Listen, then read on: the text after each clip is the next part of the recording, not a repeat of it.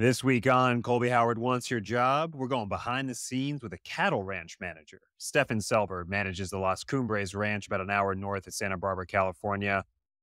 This one was absolutely fascinating. All the different types of cattle there are, why they chose to raise the ones they did, and what happens when there's a wildfire ripping through California. How do they protect all their animals? Tune in, learn more. This is Colby Howard Wants Your Job. Hit subscribe so you don't miss a new job every other week. You and I, we're learning together. Let's dive in.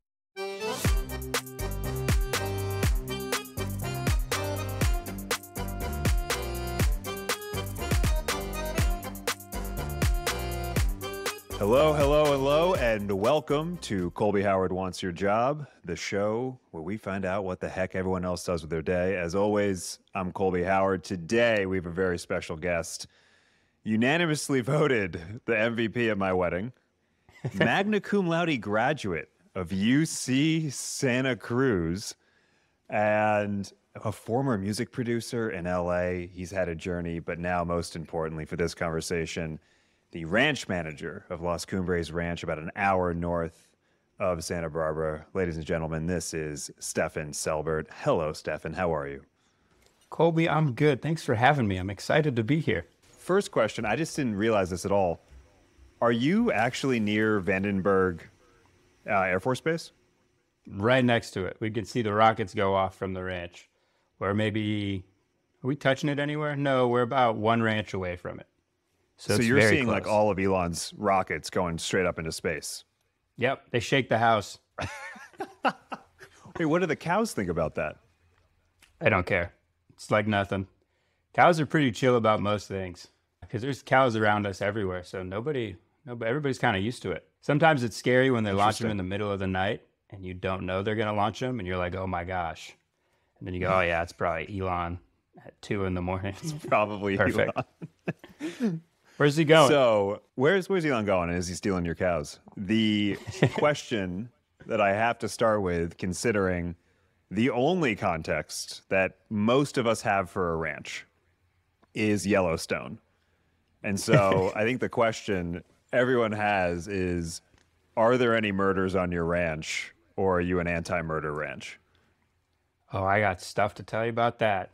Not on my ranch, but everybody here is pretty cool with each other. Like I'm friends with my neighbor Moneghetti on the left, and then Farini on the right, and then Will McCarthy's up in front of us, and then the Lompoc oil fields are behind us. All the families are pretty tight too, so I see Farini at lunch a lot. But funnily enough, I do have friends that ranch where there are no people, and they carry guns. It gets kind of like Yellowstone, which is wild. Those guys have stories. But luckily for us, we're in an ag place where everybody kind of knows each other. Everybody's friendly. Today, some bulls from our neighbor got on our property, so we just put them back. Told him, hey, your bulls came out. We're going to fix the fence. And he's like, all right, I'll send a guy over. So it's cool. A bull comes onto your property. First of all, how do you know it's on your property? Is it just coincidence because you got a lot of acres? And two, how do you get a bull back onto someone else's property? So everybody kind of imagines that bulls are violent.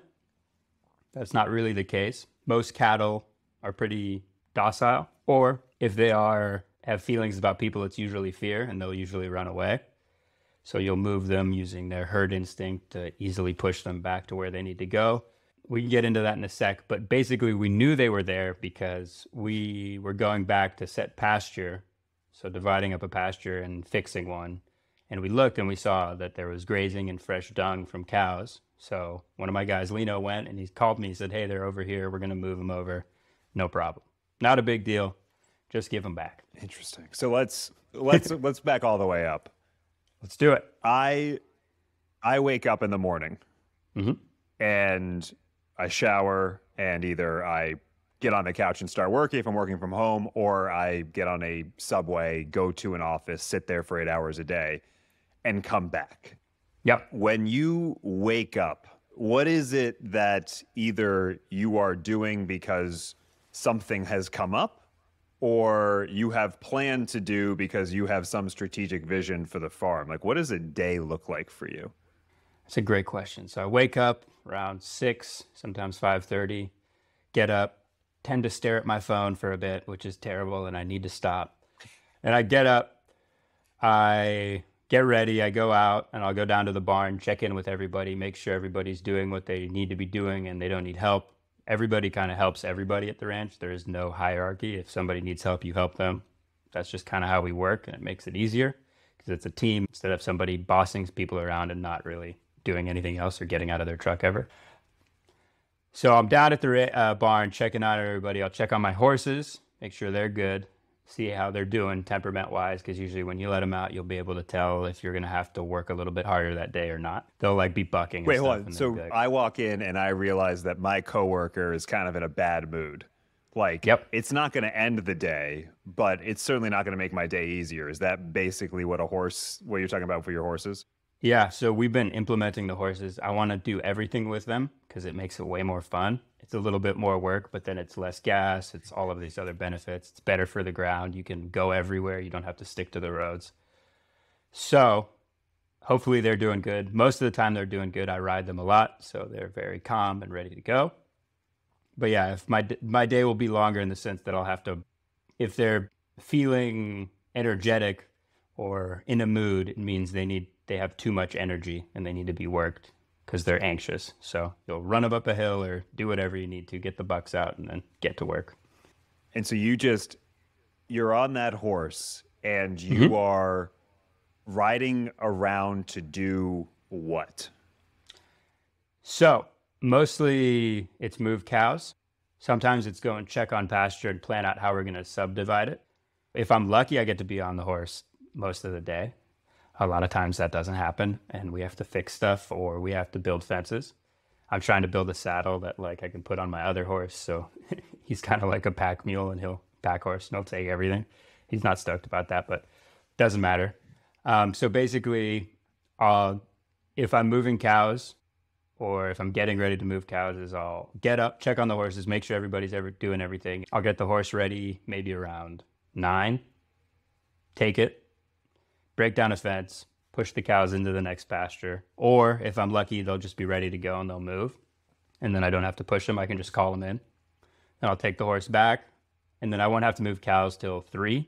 And then I'll just put the horse out in pasture with the other horse, or I'll put him back in his stall and then go work on the other stuff I need to do. If I can do it on horseback, I'll take the horse and do it on the horse. If I'd have to like do mechanical stuff, I'll take our big tractor and like move stuff with that. But basically a day is coming down, checking on everything, getting the horse ready, moving cows, coming back, doing what I need to do, getting back on the horse in the afternoon if I can. If I have enough time to do it, I'll do it. I try to get them out every day. If I don't, I'll just do it walking, which is also fine. It's just a little bit more sweat. And then I'll come back, and then it'll be around 3. I'll feed the horses, put the horses back, let them chill, put them on pasture so they calm down, feed the horses. And I'll see what else I have to do if it's picking up the eggs from the chicken coop, putting the pigs and goats away. Probably be around 3 or 4 by then. And then usually I'll go up, get to shower, and then turn on the irrigation around 7 for the irrigated pastures, and then come back to the house. Just to get a sense of what exactly we're looking at, because when I think about a ranch, I don't know, it could be in any different state, which it could look a little bit more flat and desert-like. It could be super lush. When we think about Las Cumbres, actually, by the way, let's just let's keep this going. Let's put that right there. There you go. Hell yeah. We're gonna promote this a little bit more. What is the acreage of your ranch, and what is the topography, and what are the types of things that grow on that ranch? Oh, there's so much stuff that grows. I could go deep into that. But let's start with the acreage. It's about 1,000 acres. It is mostly mountains and hills. There is very little flat ground. 7% of it is flat ground. So it's mostly intense hills, or in the middle, 200 acres is mountains. So those we don't really deal with. We'll have a big set pasture that's about 200 acres that we don't fence just because it's straight up and down mountains. The rest of the stuff is fenceable. A lot of the inclines are around 25%, so you fall a lot when you're rolling up fences. But it's basically like that. It's very steep and mountainous for the stuff that we do. the stuff that's growing, there's so much stuff that grows on the ranch. My favorite grasses, we can start with that. One of them is giant wild rye. It's a massive perennial plant, meaning that it doesn't seed or doesn't die when it seeds, so it keeps living. It can get to 10 feet tall or higher. It's huge. That's probably one of my favorite grasses, and the cows love it. Stays green basically all year. Lots of elderberry trees, lots of oaks. California buckwheat is a shrub that's really cool that we have. It's called buckwheat. I don't know why. It's a shrub, but it's beautiful pastel flowers. You've got this ranch, and we can go in a little bit to, I know there's the story of what it was and what it now is in regenerative farming. You guys exist as a farm to create healthy cows to then create meat for people? Like what's the cycle of thing? You chose a thing. In this case, I think it's cows. And then that thing then becomes meat, or like what's the whole purpose of the farm? We have something called the holistic context, which is basically a business plan of how you want to run your business socially, economically, and environmentally. For us, that included this specific breed of cattle, doing meat as well as breeding for pedigree breeding. So like people will use them on their herds, and we've sold a lot of animals like that. We have a beautiful space so we can have events. We also have chickens. We have 200 hives for honey. We're about to get 200 more just because of how much it's producing.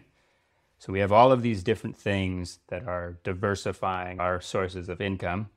And the purpose with the breed is there's nothing better than a brown cow on a California grassland. That's as simple as it gets. It looks so pretty. So not only do they look good, but they taste great, and they have all of these qualities that fit into our holistic context, our plant.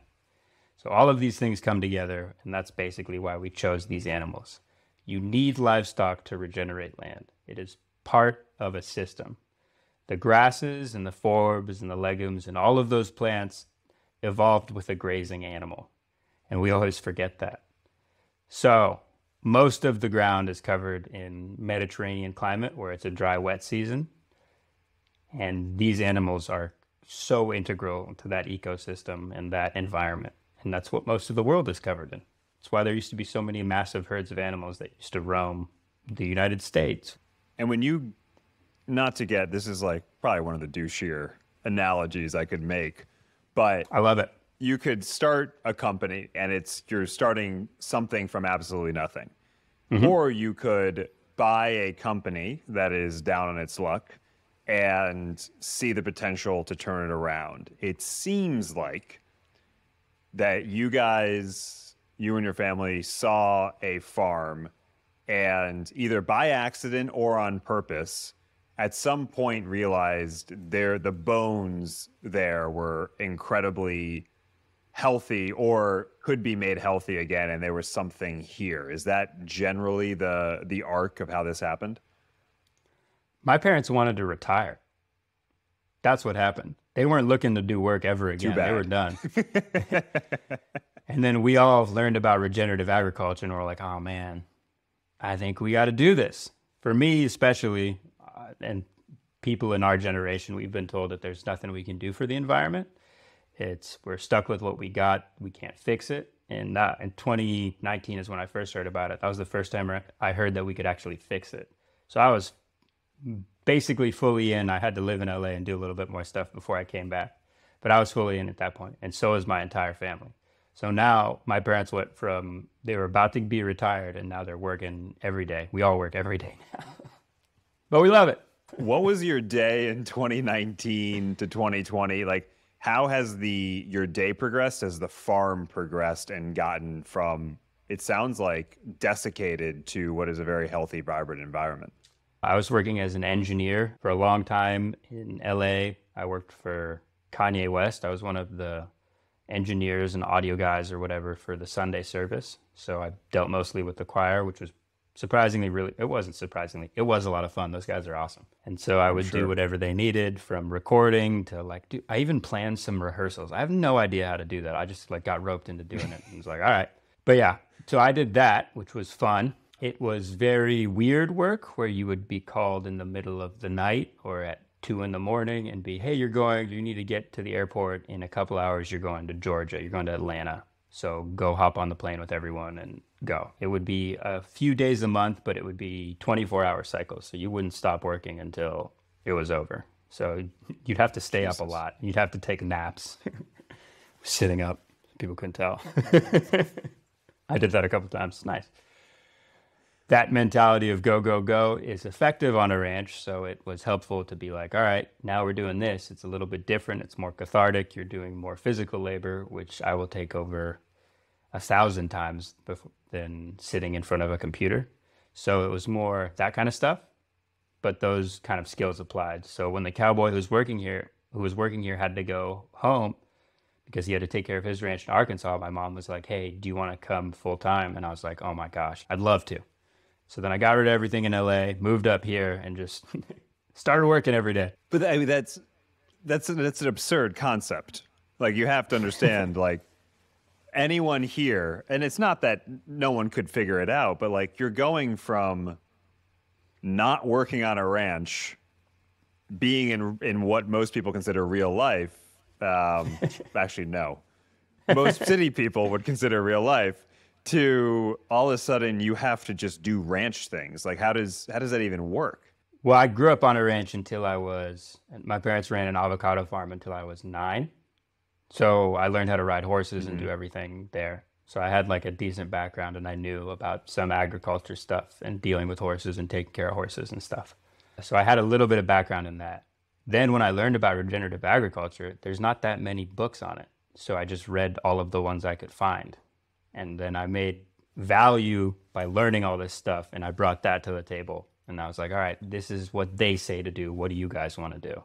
And we also got so lucky because right when my mom got into it, Roger Savory, he's a regenerative guy, and he's hardcore, and he's been doing this his entire life. He came, and me and him were together every day, and he was just giving me all his secrets. He's just like, this is what you need to do. This is what you need to know. This is what you do here. This is this situation. This is how you build electric fence, plan about doing it like this, and all of this stuff. So I learned a bunch of stuff in a short period. But what's so interesting about this work is that the experience of doing it is the only way you learn, and very few people do it.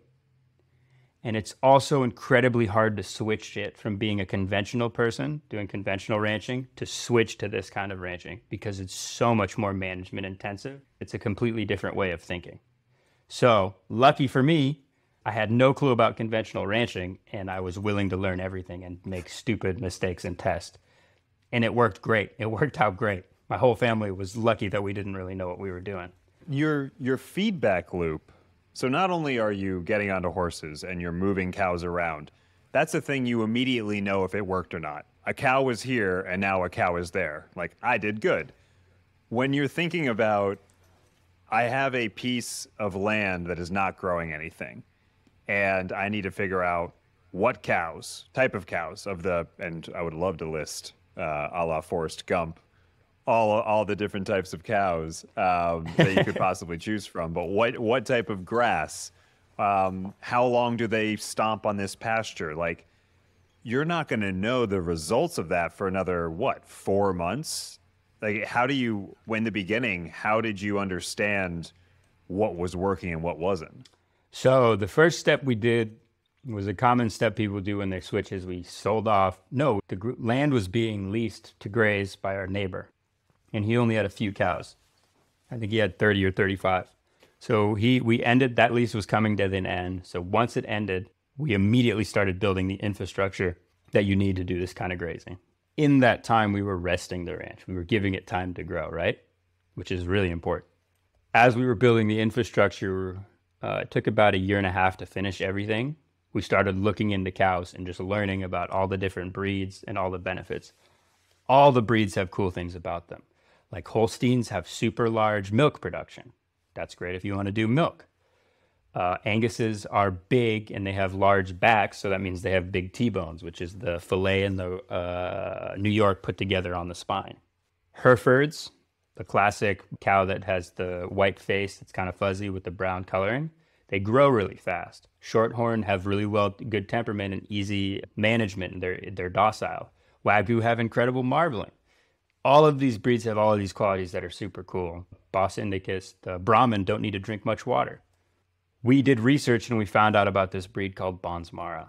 The breed is perfect for what we want to do. They have a herd instinct, which means they naturally like to stick together. They have a really thick skin, which means that they are tick resistant, and most diseases in cattle are passed through ticks. They have really small babies, so that means we don't have to help in birthing. They deal with it all themselves. They have really, really good tasting meat and tender meat. And then they have all the qualities that come in with the mix of, they call it hybrid vigor. It's a composite breed of Shorthorn, Afrikaner, which is the main base of a cow from Africa, and then Hereford. So they had all of these. It gets crazy. I know. I could go into cows so deep. But basically, this cow fit exactly what we wanted to do, and we loved the way it looked. So we're like, all right, easy pick. And so far, it's done great. How did you buy do you order from a catalog? How does Stefan buy a cow? So we started getting in contact with all of the breeders who had this cow. There's only a few of us in America. There's one. I'll count all of us. I think there's around 10 of us. And we're all friends now. This breed is very unknown.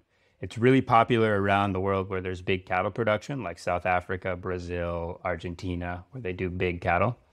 But here it's not big because the way they were imported was a little bit, I don't know if you're allowed to do that, but they were able to get through the loopholes to get them in because of the laws that surround importing livestock to America. We can basically export livestock anywhere, especially cattle, but they cannot import into us. Nobody can because of something called hoof and mouth disease is what it's called.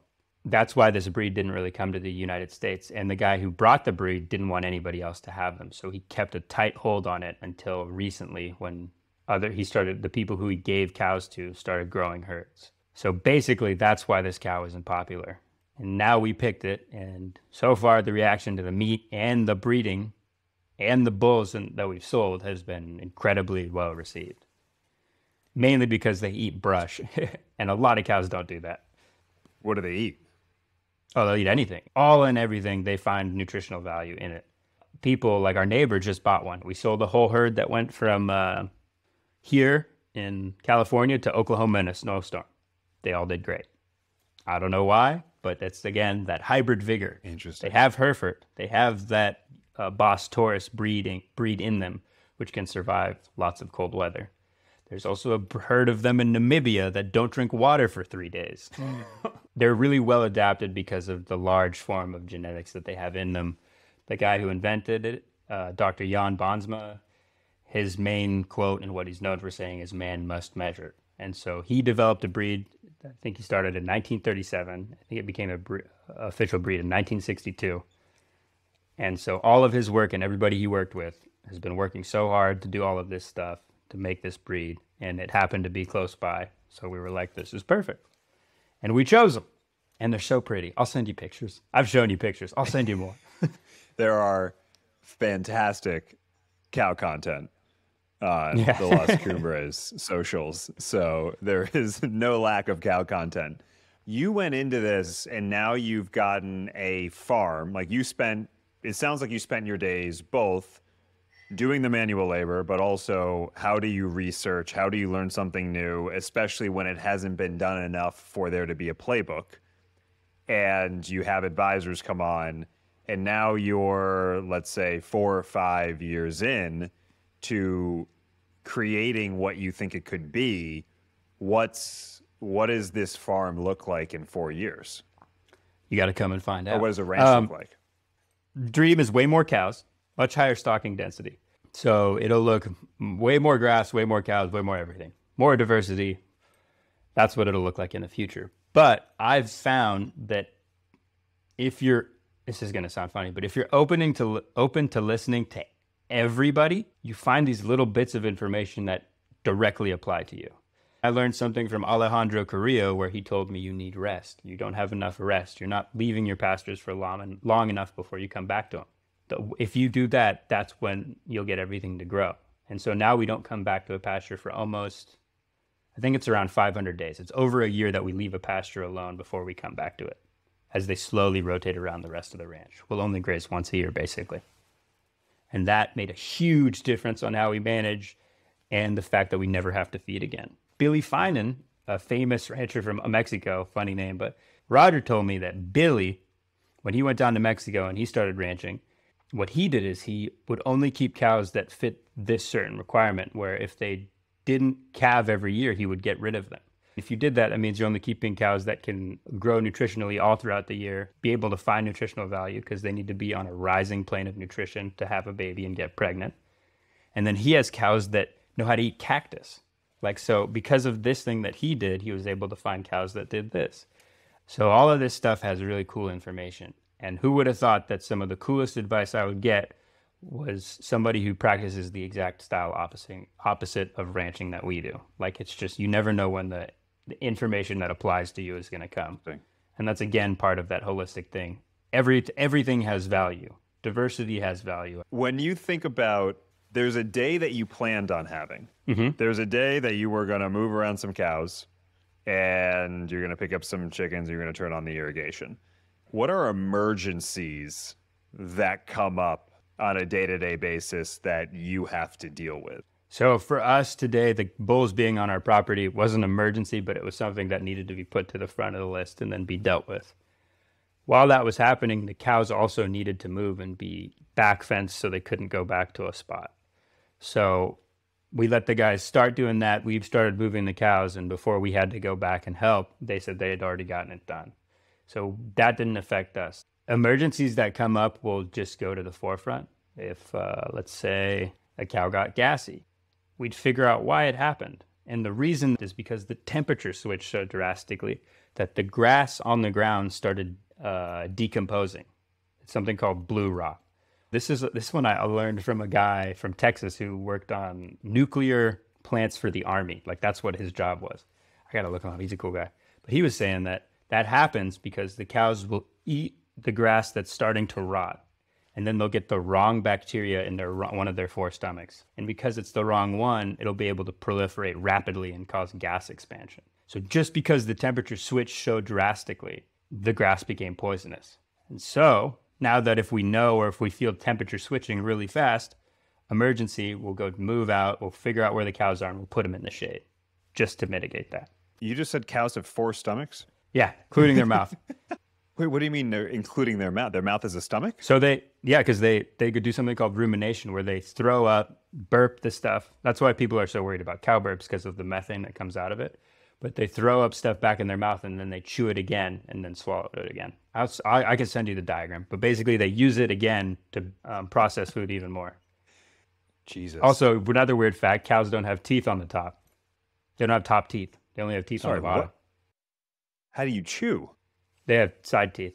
So they big gap right here where their tongue goes out. Their tongue goes out as they go down. Their tongue wraps around the grass, presses it against their teeth, and then they rip it like that. Jesus. Also, bulls and cows can have horns. Some people don't know that one.